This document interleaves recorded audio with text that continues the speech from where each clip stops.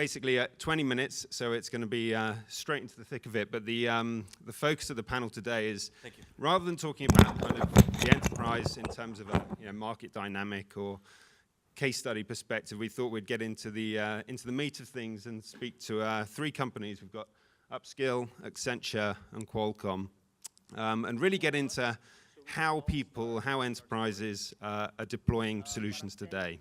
How is that being done? What are the best practices and key takeaways that you can perhaps learn from the panelists that we've got today? So with that, I'll pass it over to Andrew here to introduce himself. Panelists will introduce themselves, give us a little bit of context as to how they're coming to this space, what their perspective is, and then we'll dive right in. Sounds good.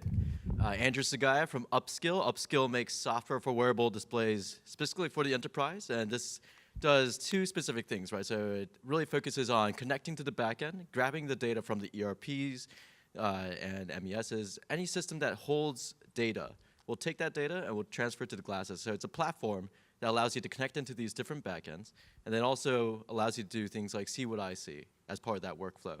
And then with all of that, you were providing workers with the information as well as gathering data from the workers and their actions as well. Raffaella Camera with Accenture Extended Reality. At Accenture, we truly believe in the power of extended reality to the point that last year we launched a global group that only deals with AR and VR. And really, we look at helping clients build their businesses with XR in 3 main ways. One is using the level of immersion to create a different relationship with their customers. The second is to improve the profitability of their companies and their employees with a better collaboration and remote collaboration or training. And the third is helping them maybe come up with new business models or new products that are based in XR. In doing that, we always start with what is the problem, what is the solution. In creating the solution, we also make sure that we choose the correct hardware, and in that case, we partner with companies like Qualcomm, and also the right software, and this is where companies like Upskill come into play, and in fact, we even made a minority investment in Upskill. Good afternoon. I'm Patrick. I'm a North American biz dev lead for XR at Qualcomm.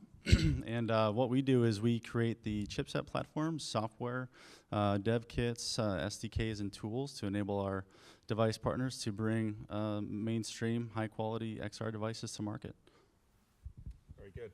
Is this working yet? No. We'll keep exchanging.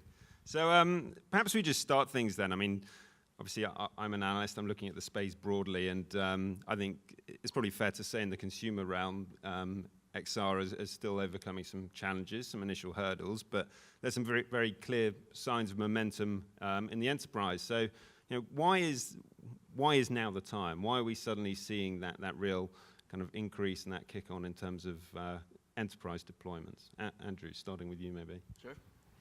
So I think this has been a common theme throughout AWE, but starting with the keynote, right, this notion of go XR or go extinct, that is really the pushing notion for today. In fact, the fireside chat earlier also had that, where Jay from Upskill and Brent Bloom from Accenture, they were talking about the fact that there's so much data out there showing that companies are using XR today, and they're getting results that it's really this fear of missing out, right, that if you don't do it, you're going to miss out.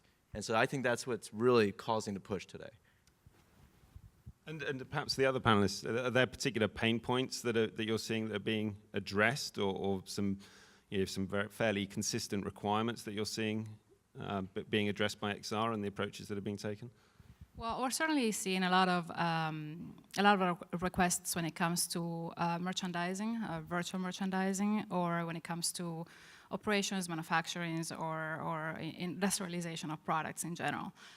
Different ways of approaching things. On the merchandising side, we can take an example of a large CPG client using a virtual environment to test retail space and the positioning of products and even the design of products, and having remote collaboration for clients and customers all in the same place, reducing costs, reducing travel costs, and making things go faster.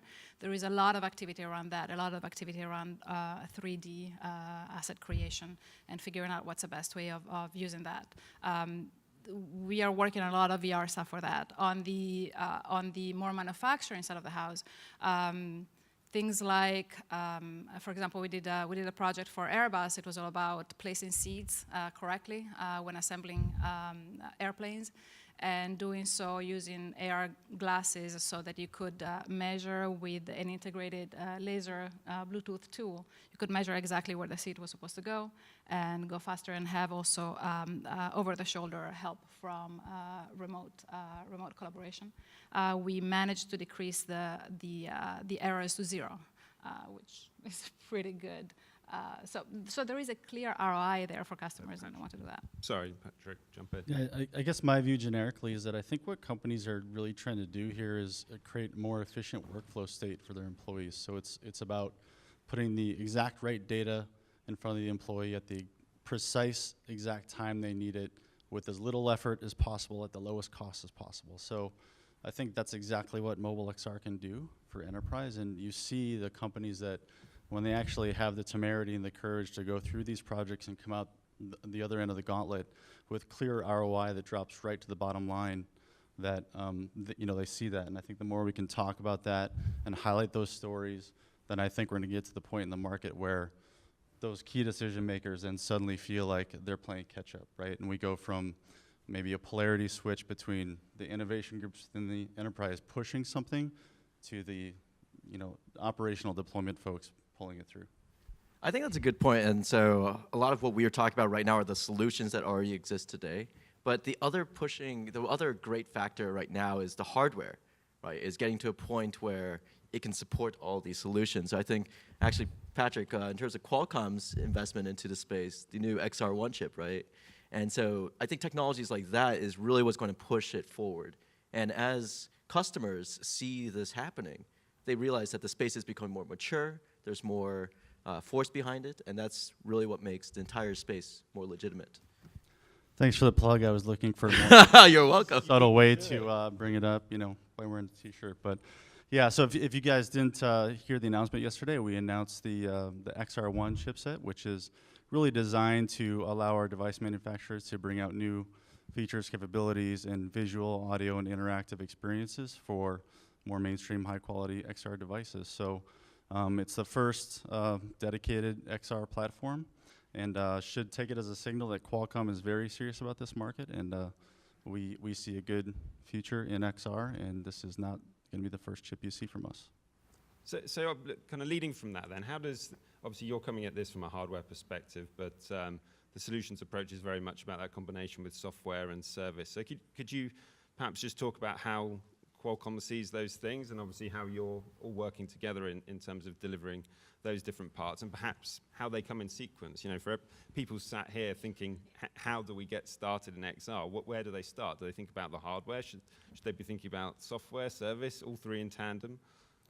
Yeah, good question. I think for us, as a chipset provider and technology enabler, we generally don't touch enterprise directly, right? So it's incumbent on us to make sure our partners in the ecosystem are fully aware and knowledgeable about the features that we're enabling in our roadmap. So we want to make sure Accenture is aware. We want to make sure Upskill is aware, so that when they're creating differentiated solutions for their customers, they know what our platform can do.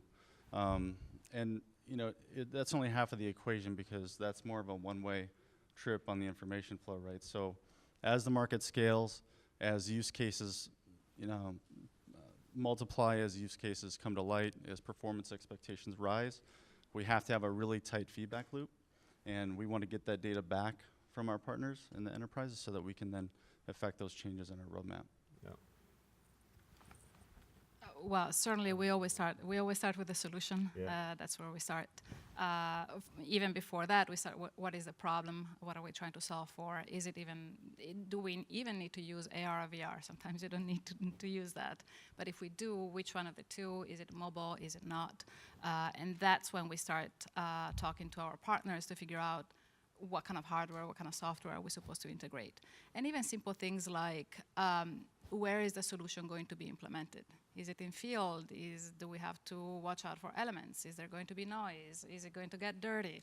Those are all things that we have to keep in mind. How heavy the experience is going to be, which then determines what kind of hardware we can use. You bring up a really good point, which is that you have to start with the end in sight. And I think that is a very important takeaway, right? Starting with the end in sight. And in fact, if I may use a small analogy, right? When it comes to the hardware, software, and the SIs, the people who put it together, I like to make pasta. And if you think about it, you need a lot of things to make it work, right? You need flour, the ingredients, the eggs, you need the recipe, you need the person putting it together. You can't just have one of those things, right? You can't just invest into, oh, let's get a piece of hardware and play around with it and see what happens. You can't just play with a piece of software. What you really need is everything together. And you need to be solving the challenge. You need to know what you're going to be ending up with, right? So even when you're making pasta, you need to know what you're going to be making, or else you're just going to get a lump of dough. And same thing with this. And do you get the sense that your customers today, do they have that clarity at the start as to what the kind of end result should be and where they want to get to? From our perspective, there is a big difference in how customers used to view it, even 6 months ago or a year ago to now.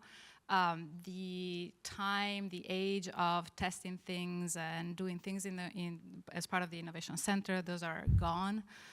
Clients are really looking forward to putting together a solution and a long-lasting solution.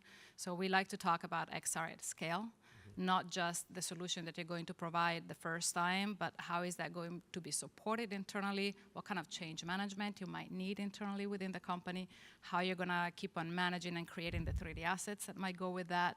So there is a very different view of XR in general from our perspective. So from that perspective then, perhaps you could walk us through what a typical deployment might look like, and that's perhaps a bit of a misnomer because we're talking about a lot of different verticals potentially. Everything's different. But if you could perhaps give the audience a little bit of insight as to where you start, what it looks like, and how you begin to deploy that. And Raffaella, perhaps starting with you, and then I'll move on to Andrew. Actually, we'll let them. Sure. He's probably better. So it's interesting seeing the transition from how it used to be and how it is today. So what it used to be is that we go to a company, we do what they would call a pilot. Right? They would try to prove out the ROI and see if it makes sense for them. But what we do today is a little bit different. So what we do today is we go in, we identify the problem that needs to be solved, and we say, let's assume that the pilot's going to work. And it's not even a pilot, it's just a pre-deployment, right? And then once it works, how are we going to scale it? And that's exactly what you were talking about. It's this notion of not just going in to do a pet project, but really to take it and figure out the IT blockers, figure out adoption, all these challenges that are real-world problems that you don't really see in a pilot, right? And we look at all those challenges, and we figure out how to scale from there. Raffaella? I'm completely agreement with that, and even thinking about simple things as depending on where the experience or the solution is going to be deployed. Are the employees going to be able to recharge their headsets or not? Simple things like that have to be thought through. So when you deploy, make sure that you deploy thinking about the very, very, very end use case of what you're doing. I was just going to comment that I think the the example that I like to talk about, there's a company up in Minnesota called AGCO, and you guys probably know AGCO. They're in a small town in Minnesota, but they're actually a pretty large company. They're a $7 billion company. And they make farm equipment. They manufacture tractors and combines and silos. And they started experimenting with Google Glass like 3 years ago, right? So the innovation to me isn't how they stitched all this together in the platform partners they brought together, but it's really about how they integrated into their culture the continuous improvement that technology can bring to their business, and they had the long-term foresight to know that this was going to take several years. So I think a lot of companies today can really benefit from that experience. I would look at AGCO as sort of your North Star, because now they have 200 Google Glasses on the factory floor working every day. They've seen a 50% reduction in defect rate. They've seen a 50% reduction in learning curve for new tasks. So this is real ROI, again, that drops straight to the bottom line. So if you're looking for some guidance, if you don't know where to start as a company, call these guys, and there's plenty of other examples out there that you can follow as well. And you mentioned the ROI thing there. I mean, that's obviously the top of everyone's mind, but it's quite difficult to prove and actually provide the proof points on in some cases. So how does that tend to work with a lot of your customers? Is the ROI designed in from the start? Are you trying to prove as you go through the process what the tangible benefit is, or is it something that's done at the end? How is that tending to work? Well, from our perspective, we start with that. It has to be part of the solution. We cannot possibly sell or propose a solution that does not have ROI attached to that and a business case attached to that. I think it's a little bit more difficult to prove it if you're talking about consumer type of solutions. But if you're talking enterprise, it's easier, right? The example of Airbus, if you decrease your errors to 0, it's very easy to calculate what the ROI ended up being, how much faster they go, and how many times you don't have to redo the same things. If you're talking about merchandising, you have a way of setting up a store and testing it before, virtually, without having to fly everybody over, without having to create it physically. It's very easy to see what the savings are, how much faster you go, and how much less money you spend. So it's a misnomer that it's difficult to determine ROI. You just have to be very clear as to what you're trying to do. Otherwise, you can't calculate it. Andrew? I think there's also a very interesting benefit to using XR in the workflows, right? So if you take your workflow, put it into XR, you're now gathering data. Every time the worker goes forward on the next screen or they perform an action, you're now gathering that data. As opposed to before with a piece of paper, you didn't really have that, right? You didn't have the real-time data. And so now, if anything, ROI is even easier to prove than before because we're gathering all this data. And so that's what we try to do as a company. We gather all this data that the workers are outputting, and we enable our partners like Accenture to really take that and prove out the ROI. So I know we're coming up against time, but one question I wanted to ask each of you as kind of a conclusion on this. There's a lot of people, I'm sure, who are sat in the audience thinking, how do I get started, or who are looking for one clear piece of advice as they try to get a foot in this space and start to benefit from the return on investment. What advice would you give? If there's one thing that you could say to the audience here today, what would that be? Where should they start? Hire Accenture? No, I'm just kidding. No, go ahead. You guys go ahead. You go first. Now you wanted to go first. So if there's one piece of advice, it's the same thing we've been saying the entire day, right? It's find a problem that needs to get solved. Start with that. Don't invest into technologies by themselves. Don't invest just for the sake of doing R&D, right? What you want to do is find the problem, figure out what combination of hardware, software, size, everything, all the pieces of the puzzle, figure it out and invest into that. Invest into solving challenges, not just researching.